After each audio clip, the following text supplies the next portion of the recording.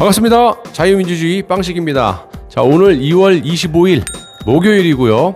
자, 여러분들 구독, 좋아요, 알림 설정이 잘 돼 있는지 좀 확인 좀 부탁드리고요. 자, 힘차게 방송을 시작해 보도록 하겠습니다. 자, 박범계 법무장관이 대전 고검을 방문하는 날 이 대전 검사들이 집단으로 휴가를 내버렸다는 겁니다. 안 맞나? 아우, 보기 싫어. 이거 아니겠어요?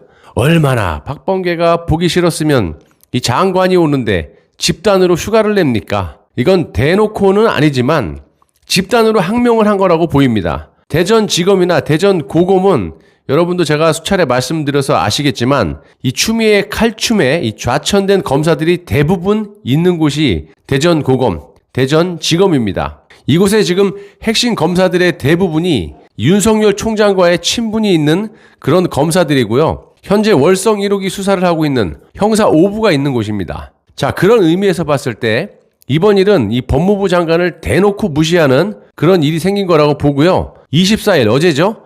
대전 고검을 방문한 이 박범계 법무장관이 당초 고검 검사들에게 이 간담회를 추진했다가 대상자 대부분이 연가를 내고 출근을 하지 않아가지고 무산이 된 것으로 알려졌습니다. 법무부 장관의 간담회의 대상자들이 이렇게 대놓고 휴가를 간 것은 이 정권의 앞제비 검사들, 그러니까 대표적으로 이성윤 서울중앙지검장과 임은정 검사 같은 이런 사람들을 유임시키는 검찰 인사를 대놓고 했다라고 그것에 대한 반발이라고 생각합니다. 자, 이 정도면 사법부의 체계가 완전히 무너진 거 아닙니까? 누가 이런 상황을 만들었습니까? 당연히 문정부죠. 하는 만큼 되돌려 받는 겁니다. 이것들아. 자, 그런데 이 정권의 특징인 입만 열면 거짓말, 국민 호도하는 그런 짓거리를 또 했는데요. 법무부는 그날 박범계가 대전 고검을 방문한 후에 이 배포한 보도자료에서 이렇게 말을 합니다. 박 장관은 대전 고검을 방문해서 강남일 대전 고검장 및 고검 간부들과 약 1시간 동안 간담회를 가졌다, 이렇게 밝혔는데요. 조선일보 취재를 종합해보면요, 말이 틀려요. 당초에 이 법무부는 대전 고검 검사들이 참여한 간담회를 준비를 했고요. 해당 검사 대부분이 연가를 내는 바람에 고검 간부 간담회로 대체했다라고 하는 겁니다. 그러니까 이 박범계가 법무장관으로서 이 평검사들하고 간담회를 하겠다라고 했는데 이 검사들이 박범계를 왜 보겠습니까? 자기들을 때려잡고 검찰을 해체시키기 위해서 중수청을 만들겠다라는데 검사들이 박범계가 뭐가 이쁘다고 보겠습니까? 대놓고 반항을 하는 거 아니겠습니까? 그러니까 이 대놓고 법무부 장관이 간담회를 하자고 하는데 간담회 당일에 검사들이 집단으로 휴가를 내고 그런 바람에 또 박범계는 꽝 대신 닭이라고 고검 간부들과 간담회를 했다라는 겁니다. 본질은 간담회를 대체해서 했다라는 게 중요한 게 아니라 장관이라는 사람이 이 평검사들과 간담회를 하겠다라고 했는데도, 그런데도 불구하고 집단으로 휴가를 내서 이 간담회를 못했다라는 게 본질 아닙니까? 정말 창피한 줄 알아야죠. 이것들은 이것뿐만이 아니라 허구한 날 말과 행동이 틀리게 해놓고 국민들을 호도하는 그런 발언들을 하는 거, 이게 특기라고 생각합니다. 자, 대전 고검은 강남일 고검장과 김서구 차장 직무대리 외에 6명의 고검 검사로 이루어져 있는데요. 그날 박범계와의 간담회에서는 강남일 고검장과 이 김서구 차장 직무대리, 그리고 양석조 기획검사장 정도가 참석했다고 하고요. 나머지 5명 중에 대부분이 참석을 안 했다라고 합니다. 그러니까 어쩔 수 없이 꼭 행사에 빠질 수 없는 그런 고검장들만 참석을 한 거고요. 나머지 고검의 검사 대부분들이 집단으로 휴가를 냈다는 겁니다. 이건 절대 우연일 수가 없는 거죠. 자, 의도적으로 피한 거라고 봐야겠고요. 이건 드러내지 않는 이 검사들의 항명이라고 표현을 해도 괜찮을 듯 싶습니다. 그리고 이번에 불참한 이 대전고검의 검사 5명 중에 3명이 박범계의 사법연수원 선배라고 합니다. 선배로서 봤을 때 후배인 박범계의 시건방진 인사라든지 그런 시건방진 행동에 불만을 가지고 이 장관을 패싱한 거로 보이는데요. 이 정권에서 임명한 법무부 장관인 이 조국도 그렇고 추미애도 그렇고 이번에 박범계까지도 전국의 검사들이 이 장관으로서 생각을 안 하나 봅니다. 여러분, 정말 말하기 싫은 종자를 또 얘기해야 되는데요.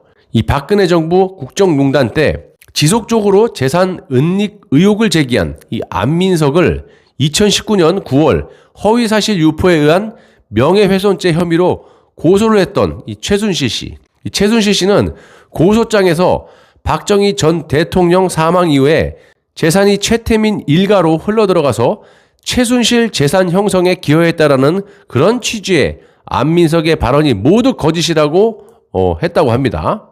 아시다시피 안민석이는 유럽 5개국을 놀러 다녔는지는 모르겠지만 무슨 놈의 300조를 은닉해놨다라고 허무맹랑한 주장을 해왔었는데 아무런 근거도 나오지 않지 않습니까? 그래서 이 최순실 씨는 24일 어제 안민석에 대한 이 고소인 자격으로 검찰 조사를 받았다고 하는데 이 고소인 조사에 앞서서 청주지검에 제출한 진술서에서 어떠한 재산 은닉도 해외 페이퍼 컴퍼니도 없다. 이러면서 은닉 재산이 2조 원이나 10조 원이다.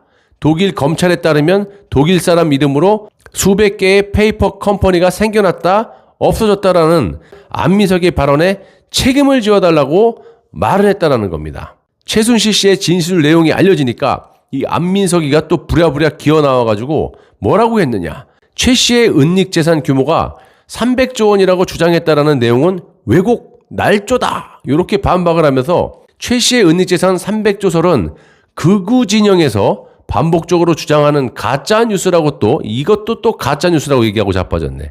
제가 가짜 뉴스가 누군지 얘기해 드릴게요. 자, 국정농단을 거짓으로 몰아가려는 의도가 깔려 있다. 이렇게 자다가 봉창 두들기는 소리를 하고 자빠졌습니다. 어이 안민석 씨, 당신이 지금이라도 각종 포털 사이트 여기에 가서 안민석 300조라고 쳐봐. 어떻게 기사가 나오나. 2017년으로 여러분 거슬러 올라가서요. 독일, 스위스, 리텐슈타인, 오스트리아, 헝가리 등 유럽 5개국을 무려 8박 9일 동안 최순실 씨의 재산을 추적한답시고 쳐돌아다니면서 국민의 세금으로 먼짓거리를 하고 다니는지는 모르겠지만 돌아온 뒤에 안민석은 7월 26일 JTBC 뉴스룸 인터뷰에서 페이퍼 컴퍼니가 500개 정도로 확인됐다. 요러면서 네덜란드 페이퍼 컴퍼니는 실질적으로 국내에 있는 최순실 일가의 회사로 2천억 원이 투자된 것은 사실이다 라고 말을 한 바가 있습니다. 최순실 씨의 은닉재산 추정치를 묻는 앵커의 질문에 안민석은 300조 원을 분명히 언급을 했었어요. 그리고 박정희 대통령의 통치자금을 지금 돈으로 환산하면 300조가 넘는 돈이라면서 그 돈으로부터 최순실 일가의 재산이 시작점이다. 이딴 말을 명확하게 했는데 저딴 소리라고 자빠졌어요. 이것들이 제가 봤을 때 제정신이 아닌 게 분명합니다. 정신이 오락가락하는 것 같아요. 정확하게 말씀드리면 안민석이 최순실의 은닉 재산이 300조라고 직접적으로 말을 하진 않았지만 문맥상 이 최순실 재산이 최대 300조 원에 이를 수 있다라고 해석할 만한 여지가 충분하다는 거예요.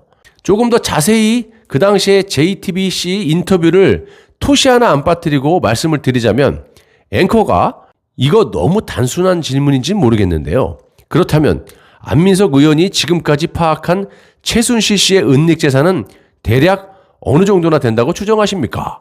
이렇게 물어보니까 안민석이 그것은 단언하기 어렵지만 프레지어 보고서에 보고한 이 조사한 당시의 박정희 전 대통령의 통치자금 규모가 당시 돈으로 8조 9천억 원, 지금 돈으로 300조가 넘는 돈이라면서 그 돈으로부터 최순실 일가 재산의 시작점을 판단할 수 있을 것 같습니다. 요렇게 분명히 말을 한 바가 있습니다. 빼박 발언은 이 부분인데요, 여러분. 이후 앵커가 지금 말씀하신 내용이 다 밝혀지면 파장이 굉장히 클 것 같다라고 하니까 안민석이 뭐라 그랬겠습니까? 아주 위풍당당하게 화산이 폭발할 수 있다는 기대를 해봅니다. 요 따위 말을 했었어요. 어이 안씨 어쩔 건데 이제 계속 위증을 할 터인가 안군? 감사합니다.